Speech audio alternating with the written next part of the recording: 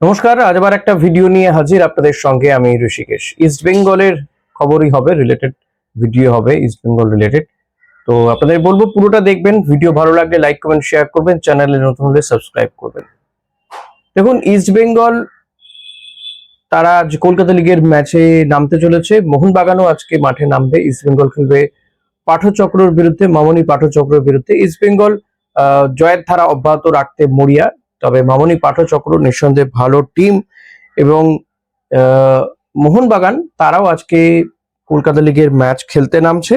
এখন দেখা যাক যে মোহনবাগান এবং ইস্ট বেঙ্গল তারা তাদের জয়ের ধারা অব্যাহত রাখতে পারে কিনা। যদিও এই কলকাতা লিগে এখনো পর্যন্ত কোনো পয়েন্ট হারায়নি ইস্ট বেঙ্গল, কিন্তু মোহনবাগান তারা কিন্তু অলরেডি পয়েন্ট নষ্ট করেছে। এই মামনি পাঠচক্রকেই কিন্তু মোহনবাগান 4টে গোল দিয়েছিল। ফলত সেই মামনি পাঠচক্রের বিরুদ্ধে আজকে খেলতে নামবে ইস্ট বেঙ্গল।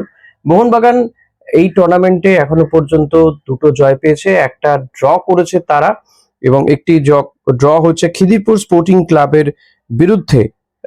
মোহনবাগান ড্র করেছে, 1-1 গোলে ড্র হয় ম্যাচটা। তো মোহনবাগান কিন্তু যথেষ্ট ভালো খেললেও তারা আগের ম্যাচে আমরা দেখেছি যে তারা একেবারে তাদের যে সিনিয়র টিমের প্লেয়ারদেরকে নামিয়ে দিয়েছিল, কারণ ওই ডুরান্ডের আগে প্র্যাকটিস, আর তার সুফল তারা পেয়েওছে। ডুরান্ডে ডার্বিতে জিতেও গিয়েছে, সেটা তারা পেয়ে গেছে সুফল। তবে ইস্ট বেঙ্গল সেই কাজটা করেনি এবং তার ফল তারা পেয়েছে। ইস্ট বেঙ্গলের ফল ইস্ট বেঙ্গল পেয়েছে। ডুরান্ডে ডার্বিতে প্রথম ম্যাচে হার হয়েছে তাদের। তো যাই হোক, সেই অবস্থায় দাঁড়িয়ে আজকে খেলতে নামবে ইস্ট বেঙ্গল মোহনবাগান। দুটো ম্যাচই কিন্তু একই সময়ে খেলা হবে। কলকাতা লিগ বরাবরের মতন ইস্ট বেঙ্গলের কাছে ফেভারিট, এবং ইস্ট বেঙ্গল ডিফেন্ড করবে ট্রফি এবারও। কলকাতা লিগে আজকের ম্যাচে দেখা যাক যে ইস্ট বেঙ্গল টিমে কোনো পরিবর্তন আসে কিনা, সিনিয়র টিমের কোনো প্লেয়ারদেরকে খেলানো হয় কিনা। ডেভিডকে তো রেজিস্টার করা হয়েছিল, আই হোপ কি ডেভিডকে খেলাবে আজকের ম্যাচটাতে, কারণ ডেভিডের যে ফর্মের অবস্থা। তো আমার তো মনে হয় ফার্স্ট টিমে আরো 2-1 কেউ খেলাতে পারে, খেলানো উচিত। তাতে প্লেয়ারগুলো অন্তত প্র্যাকটিসের মধ্যে থাকবে। রামচাঙ্গা বা মার্তন রায়নার মতন প্লেয়ারদেরকেও খেলিয়ে দেওয়া উচিত। কেন খেলাচ্ছে না এটা তাদের ব্যাপার, তবে এটা আমার মতামত। আপনাদের কি মনে হয় দুটো ম্যাচে কি হতে পারে স্কোর লাইন, সেটা অতি অবশ্যই আমাকে টেক্সট করে জানাবেন, মানে কমেন্ট করে জানাবেন। এবার আসা যাক আর একটা খবরের দিকে। ইস্ট বেঙ্গলের আরো একজন বিদেশি সে কিন্তু চলে এসেছে। ইস্ট বেঙ্গলের 5 জন বিদেশি ইতিমধ্যেই কনফার্ম হয়ে গিয়েছে, আর 2 জন বিদেশি আগেই চলে এসেছিল, মোহাম্মদ রশিদ এবং দানি রামিরেজ। এবার কিন্তু নাচো চলে এলো ইস্ট বেঙ্গলে। তো আজ ভোরের দিকেই সে চলে এসছে কলকাতাতে, এবং তাকে ওয়ার্ম ওয়েলকামও জানানো হয়েছে। সবকিছু ঠিকঠাক থাকলে আজকেই হয়তো সে প্র্যাকটিসেও নেমে যেতে পারে। বিকেলের দিকে তো ইস্ট বেঙ্গল প্র্যাকটিস করে, তো সেখানে নামতে পারে, ইস্ট বেঙ্গলের প্র্যাকটিসে নামতে পারে, যদি একটু গা ঘামানো ছাড়া কিছু বিশেষ করানো হয়তো হবে না, কারণ দীর্ঘ জেট ল্যাগ রয়েছে তার। তো আমার মনে হয় যে পরের ম্যাচ 31 তারিখে ইস্ট বেঙ্গলের ম্যাচ রয়েছে ডুরান্ডে, সেই ম্যাচে হয়তো নাচোকে খেলানো হতে পারে। It's a great opportunity in my life. I'm happy to be here. I think we have a great challenge ahead of us. I'm very looking forward to meet my new teammates, the coaching staff, and to meet Danny again. Yes, we will give everything to win the title again. This is very important because the club won the last championship. So we will try to do it again and to make a good performance in the Asian Championship also. It's been a lot of years. I play in another different countries, and it's what I told to your friend. It's a new opportunity in my career, so I'm looking forward to start. Thank you. আস্তে আস্তে কিন্তু east Bengal তারা তাদের টিমটাকে সাজিয়ে তুলেছে। গতকালই তারা 2 জন প্লেয়ারের অ্যানাউন্সমেন্ট দিয়েছে।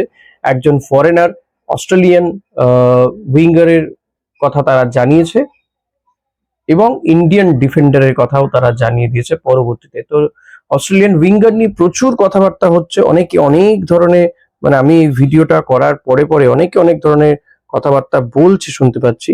কারো বক্তব্য যে ওর চোট ছিল, ACL2 ছিল, অমুক ছিল, তুসুক ছিল, 14টা ম্যাচে মাত্র 2টো গোল, এই সমস্ত হাজারো বক্তব্য তাদের উঠে আসছে। দেখুন, উঠে আসার মধ্যে আমি অন্তত কোনো ভুল দেখি না। একজন মানুষ এক এক রকম ভাবে চিন্তা ভাবনা করে, তারা এক এক রকম ভাবে কথাবার্তা বলতেই পারে। তবে আমি এই জায়গাতেই বলবো, ডিফার করবো একটু, যে আমি ওর যা ভিডিও দেখছিলাম তার সেই ফর্মের ধারে কাছেও যদি থাকে তাহলে কিন্তু প্লেয়ারটি যথেষ্ট ভালো প্লেয়ার এবং এফেক্টিভ প্লেয়ার হবে বলেই আমার মনে হয়। সেক্ষেত্রে আইএসএল এএফসি টুর্নামেন্টে কিন্তু ইস্ট বেঙ্গলকে ভালো ভালো জায়গায় নিয়ে যেতে এই প্লেয়ারের সহযোগিতা থাকবে।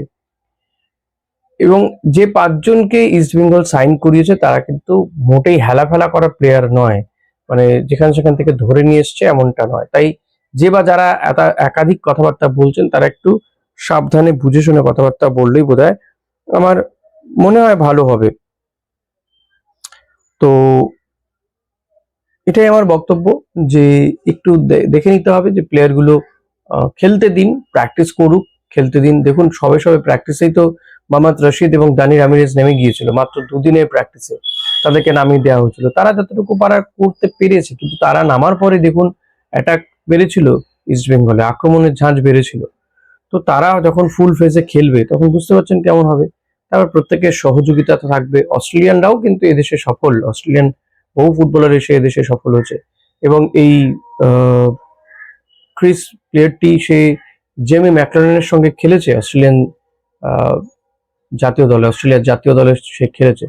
ফলে তো ম্যাকলারেনের সঙ্গে একটা ভালো টাসেলও দেখতে পারবো আমরা আগামী দিনে, এটা তো আশা করাই যেতে পারে। দেখুন আশায় মরে চাষা। তো আমাদের কাজটা কি?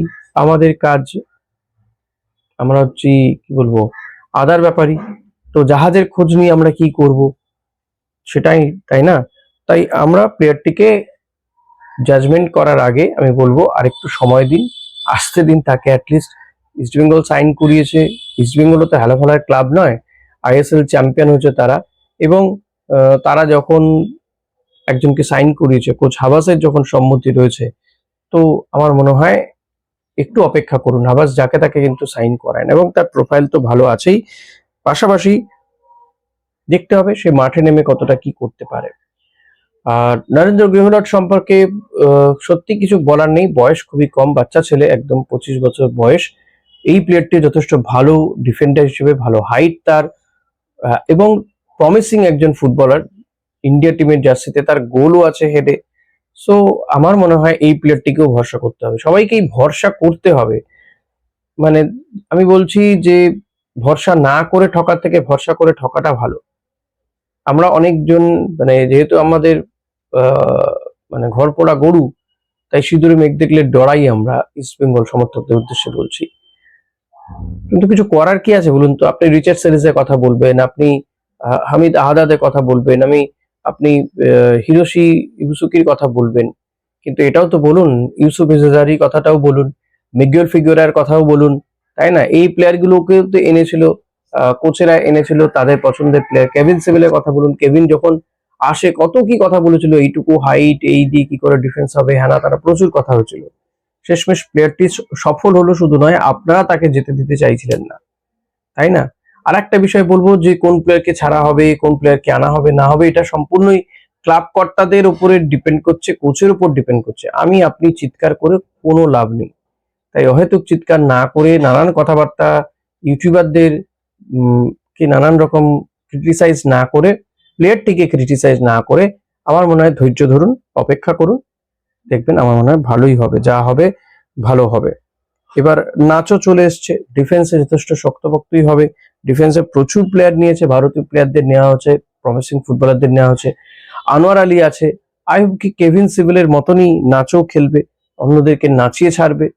এবং নগরে যখন নাচও চলে এসছে, সো আমাদের আশাও আরো বাড়বে আগামী দিনে। আমি তো চাইবো যে ডুরান্ডে খেলিয়ে খেলিয়ে প্লেয়ারটাকে তৈরি করে দেওয়া হোক, কারণ 12ই অগস্ট ম্যাচ রয়েছে, জুলাই মাস শেষ হতে চললো already. So they need some practice match. হাতে সময় আছে এখনো, 2-3 দিন তো সময় আছেই। তো আমার মনে হয় এটুকু সময় হয়তো যথেষ্ট নয়। এই সময় আমরা হয়তো ফুল ফেজে খেলতে দেখবো রশিদ বা দানি রামিরেজকে।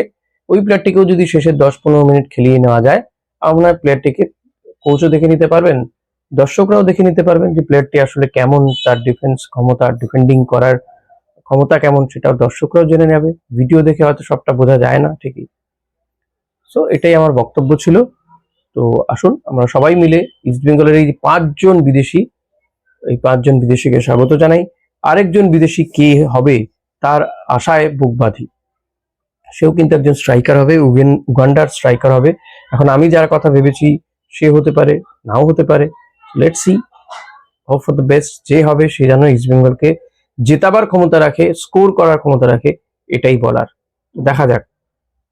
তো ভিডিওটা এখানে শেষ করছি, কেমন হলো জানাবেন, আর দুটো ম্যাচেরই স্কোর পারলে প্রেডিক্ট করে যাবেন।